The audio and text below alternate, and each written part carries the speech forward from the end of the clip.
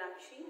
So today we are taking our next drug to study, which is Rux toxicodendron, commonly called as Rustox.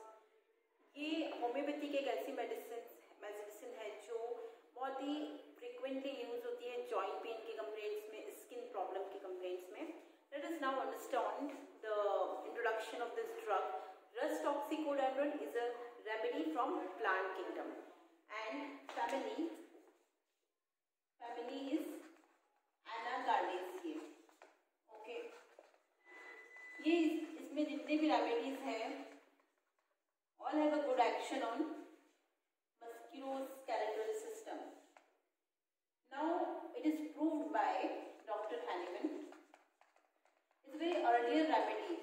बहुत पहले शुरुआत में जो doctor Hahnemann ने proving दी थी वो उनमें से कुछ रेमेडी है एंड इसका कॉमन नेम होता है पॉइजन आइवी. तो as the name suggest, common name suggest करता है कि एक पॉइजनस प्लांट है. पॉइजनस प्लांट है, इसकी जो लीव्स हैं वो भी इवन इरिटेबल होती है, इरिटेंट होती है. अगर ये एक तरह से वीड के फॉर्म में प्लांटेशन की जगह पे मिलता है, वहां पर अगर गलती से भी इस तरीके के प्लांट्स में टच हो जाए तो ये बहुत ही ज़्यादा इरिटेबल या इरिटेशन प्रोड्यूस करता है स्किन्स में and different kind of skin eruptions निकल के आते हैं. पॉइजनस है, रस टॉक्सिकोडेंड्रॉन.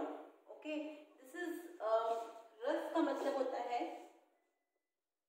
रेड एंड टॉक्सिकोडेंड्रॉन का हम बोल सकते हैं इट्स अ पॉइजन टॉक्सिक जैसे वर्ड है. तो इसलिए इसको रस टॉक्सिकोडेंड्रॉन रेड इसलिए क्योंकि इसकी लीव्स है, फ्लावर्स है, all are of red colour, इसलिए इसको ये कॉमन नेम, इसका जो वर्ड है वो यहाँ से आया है एंड कॉमन नेम इसकी कैरेक्टरिस्टिक, इसके एक्शन की वजह से इसको बोला जाता है. नाउ पार्ट यूज्ड, रस्टॉक्स की फ्रेश लीव्स जो है वो मदर टिंचर बनाने के काम में आती है, जिससे मेडिसिन बनती है. नाउ हैबिटेट, कहाँ पे ये मिलता है? तो ये पार्ट्स ऑफ यूएस में पाया जाता है. अगर हम इसकी बात करें, इसके एक्टिव प्रिंसिपल या इसके एक्शन की, हर रेमेडी में हम कोशिश करते हैं किसी एक्टिव प्रिंसिपल के मिलने की. यहाँ पे इसका जो एक्टिव प्रिंसिपल है वो है टॉक्सिकोडेंड्रॉन से ही मिलता जुलता जो एक टॉक्सिक आता है इसमें, टॉक्सिकोडेंड्रिक एसिड. ठीक है, तो टॉक्सिकोडेंड्रॉन से ही ये वर्ड जो है टॉक्सिकोडेंड्रिक एसिड है जो मिलता है एंड इसका एक्शन देखा गया है, टॉक्सिकोडेंड्रिक एक्शन का प्रिंसिपल ये इरिटेंट जो मस्कुलर म्यूकस मेम्ब्रेन पर, फाइब्रस टिश्यूज पर, सब जगह इन्फ्लेमेशन, इन्फ्लेमेटरी कंडीशंस प्रोड्यूस करता है. तो this is active principal. Now हम बात करते हैं रस्टॉक्स के स्फीयर ऑफ एक्शन की. स्फीयर ऑफ एक्शन की बात करें, जैसे हमने बताया कि जॉइंट्स पे, स्किन पर इसका अच्छा एक्शन होता है. तो इसका मेनली मस्कुलोस्केलेटल सिस्टम में, उसमें भी जो एक्शन है वो फाइब्रस टिश्यूज पर. ओके, फाइब्रस टिश्यूज पर, टेंडन्स पर, लिगामेंट्स पर, मसल्स पर, एपोन्यूरोटिक टिश्यू पर, एपोन्यूरोटिक टिश्यूज पर और म्यूकस मेम्ब्रेन पर इसका अच्छा एक्शन होता है. स्फीयर ऑफ एक्शन से हम समझते हैं कि अब इसकी स्फीयर ऑफ एक्शन के बाद हम आते हैं इसके फिजियोलॉजिकल एक्शन या पैथोफिजियोलॉजी, वो क्या रहती है. तो रस्टॉक्स की बात करते हैं इसके पैथोफिजियोलॉजी की.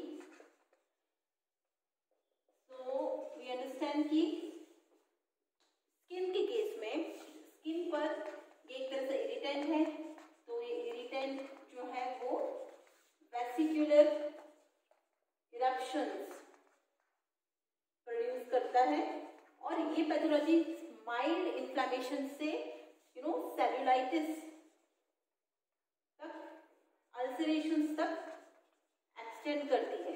ओके, स्किन के केसेस में वाइड रेंज ऑफ एप्लीकेशन है, wide range of kind of skin eruption जो है इसमें देखे जाते हैं। इरिटेशन होता है, इचिंग होती है, बर्निंग होती है, ये कुछ सिम्टम्स रहेंगे। दूसरा बात है मस्कुलोस्केलेटल सिस्टम पर, तो जो फाइब्रस टिश्यूज हैं, जो लिगामेंट्स है, टेंडन्स है, जो बोन्स और मसल्स बोन्स को जॉइन करते हैं, तो दैट स्ट्रक्चर्स गॉट अफेक्टेड, वहां पर इरिटेशन होगा, तो यहाँ पर इन्फ्लेमेटरी पैथोलॉजीज देखने को मिलेगी। ओके, तो ये इसकी कुछ पैथोफिजियोलॉजी के बारे में हमने समझा। अब हम मेन इंपॉर्टेंट देखो, रस्टॉक्स कब यूज करते हैं।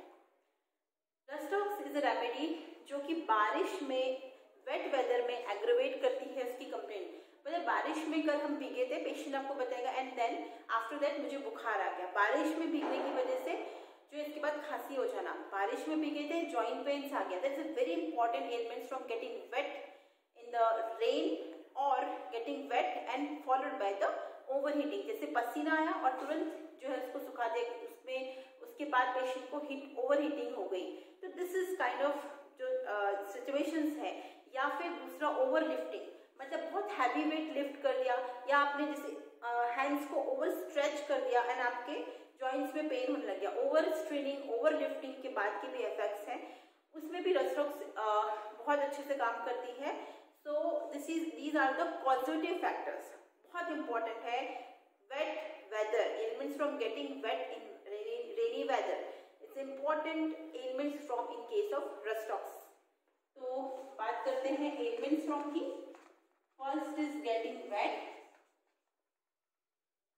ओके, एंड देन इसके बाद में ओवरहीटेड हो जाना। दूसरा ओवर स्ट्रेनिंग, ओके, जैसे स्प्रेन्स आ जाना है ना, ओवर एक्सर्शन, ओवर स्ट्रेचिंग, ये सब चीजें इसमें आ जाएगी। ओके, इसके बाद पेशेंट में एलिमेंट्स आना। अगर जब हम जॉइंट पेन की स्पेसिफिकली बात करें तो कैसी कंप्लेंट होती है रस्टॉक्स में। मस्कुलोस्केलेटल सिस्टम में पेशेंट बता दें कि जॉइंट पेन हो रहा है, लेकिन जैसे फर्स्ट मोशन जब उठते हैं तो थोड़ी दिक्कत होती है, पेन होता है, रेस्ट कर रहे हैं तो भी दिक्कत होती है, aggravation from rest and first motion, and जब हम धीरे धीरे दिन चढ़कर चलना शुरू करते हैं तो बेटर हो जाते हैं, better with the continued motion. ये टिपिकल मोडालिटी है रूमेटिक कंप्लेंट्स की, रूमेटिक जॉइंट पेन की, जो कि हमें रस्टॉक्स में देखने को मिलती है। First motion is painful, rest is aggravation, rest से एग्रेवेशन एंड कंटिन्यूड मोशन से पेशेंट को रिलीफ मिलता है। वेरी इंपॉर्टेंट की नोट इंडिकेशन जो है रस्टॉक्स की कंप्लेंट्स में। रेदर आप बोलो कि ऑस्टियोआर्थराइटिस है, मसल पेन है, जॉइंट पेन है, रूमेटिक कंप्लेंट्स है, पर पेशेंट आपको ये इंपॉर्टेंट मोडालिटी बताएगा। जैसे एक्सट्रीम रेस्टलेसनेस, पेशेंट एक जगह बैठ ही नहीं पाता, मेंटली भी रेस्टलेस होता है। अगर हम इसकी बात करें कि क्लाउडी वेदर से इसको दिक्कत होती है, एंड मेंटल लेवल पे भी जो है there is a lot of cloudiness, haziness of thoughts, clarity नहीं है, कंफ्यूजन है, loss of threads in thinking, और मेमोरी भी वीक होती है। तो ये कुछ मेंटल फिजिकल लेवल पर रिलेट कर सकते हैं रस्टॉक्स के बारे में। तो हमने क्या सीखा कि मोडालिटी बहुत इंपॉर्टेंट है रस्टॉक्स के केसेस में, वेरी इंपॉर्टेंट मोडालिटी आपको ध्यान रखना। इस पे इंडिकेशंस होते हैं, पेशेंट को एग्रेवेशन है रेस्ट से, वेट वेदर से एंड फर्स्ट मोशन से, और आराम किससे मिलता है, कंटिन्यूड मोशन से। Patient is better with continued motion. There is also midnight aggravation, खांसी भीगे थे, खांसी हो गई, रात से खांसी शुरू हुई, सुबह तक होती रही एंड देन फिर रिलीफ मिलता है। तो मिडनाइट टू मॉर्निंग एग्रेवेशन देखा जाता है रस्टॉक्स के केसेस में। ओके, कंटिन्यूड मोशन हो गया, वॉकिंग या उससे तो बेटर लगता है। मोडालिटीज इंपॉर्टेंट है एंड एलिमेंट्स फ्रॉम इंपॉर्टेंट है। इसके आफ्टर ऑल दीज हम समझते हैं कि यहाँ पे जो डायथिसिस है पेशेंट का, diathesis is rheumatic diathesis, they have tendency to get the joint complaints. So the diathesis is rheumatic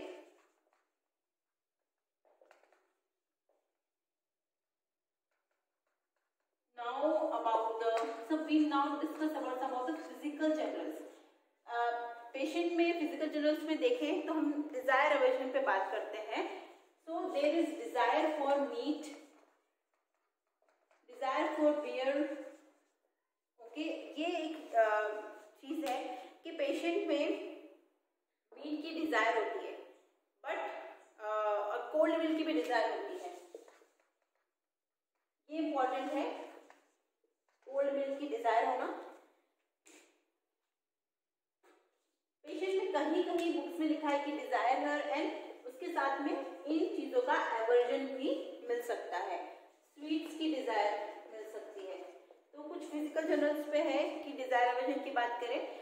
otherwise it's remedy जो इवन जहाँ पे जैसे पाइल्स की कंडीशन है, अगर हम बात करें रेक्टल सिम्टम्स की, तो piles after over straining, over exertion, आप बार बार स्ट्रेन करें एंड देन उसके बाद में अगर प्रोलैप्स है तो उस कंडीशन में भी अगर हम एलिमेंट्स फ्रॉम को देख लेंगे, over exertion, over straining, rhus can be think about.